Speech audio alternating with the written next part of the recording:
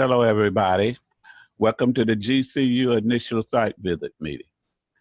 Now, the purpose of this meeting is to answer any questions that student teachers or cooperating teachers might have.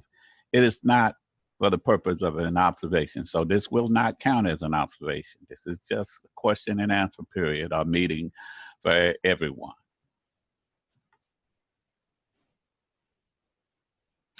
Okay, my name is Dr. Cox. I will be your GCU teacher supervisor, student teacher supervisor for this 16-week period. Now, for some of you, it will be a 16-week period. For the rest, it'll be a 15-week period.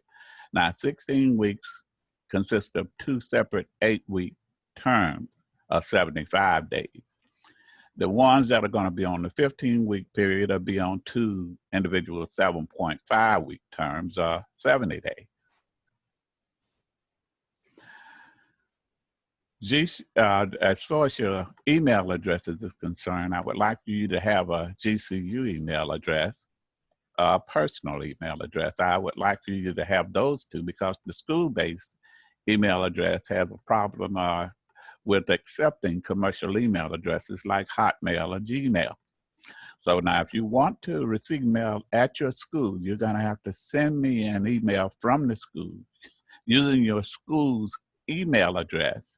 And then I can link on to that and then send you an email using your school-based email addresses. Otherwise, they just bounce back. You will not hear from me at your school.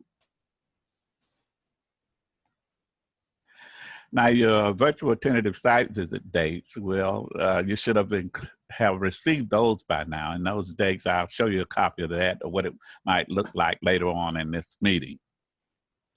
Please review these tentative site visit dates, observation dates, and make sure they don't fall on holidays, teacher work days, or dates that are in conflict with your observation.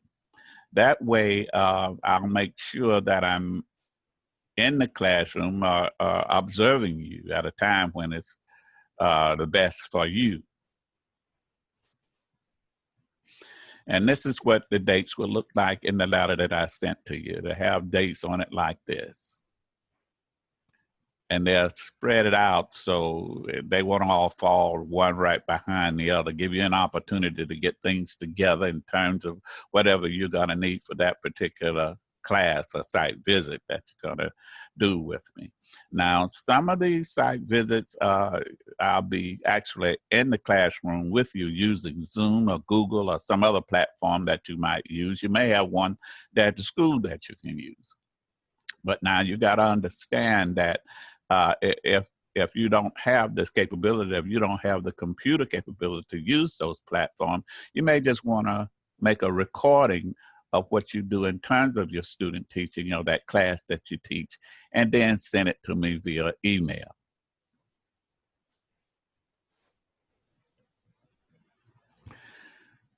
Now, again, the purpose of the virtual site visit is to answer any questions that you or your cooperating teacher might have. I've done the actual virtual meeting on August 20th at 3:30 p.m. This recording, for those who missed that meeting, will serve as your initial site visit meeting. Lesson and lesson plans, things that you'll need during my virtual site visit with you or during the recording that you might send to me. First thing you should take under consideration is the classroom environment. Student-teacher interaction with the students. And the student teacher should always follow the lesson plan. Whatever lesson plan you send to me via email, and remember, it should get to me before you actually do the actual lesson. That way I'll know what's going on or what to look for while you're teaching. The lesson should at least include the following. You should review the last lesson, have an introduction of the current lesson. Also, you should have a body, and in that body, it should have the things that you're gonna need as far as handouts, supplies, and you should have a conclusion to the lesson, And you should also consider the classroom management and the transitions for your lesson. Now, the observation scoring guide, you should also have a copy of that as well as the observation forms. So you'll have some idea of what I'll be looking for when I get to your class. Now, the ideal score for your lesson or your observation should be level 5. If you're in level 5, you're where you should be. Your observation is in good standing, or if you're at proficient or level 5. Anything above that in terms of distinguished is called above and beyond the call of duty. A lot of people don't get to that level. But again, you're in good standing if you have level 5, so don't panic. For additional question information that you might need from me, use this email address as well as this phone number to contact me. That phone number is a cell number, so I should be able to answer you at any time that you might call, provided I'm not in between two transfer trucks. It's after hours at night. And you can call up until around about 6 or 7 o'clock. I look forward to enjoying this educational experience with each of you, and thanks for listening.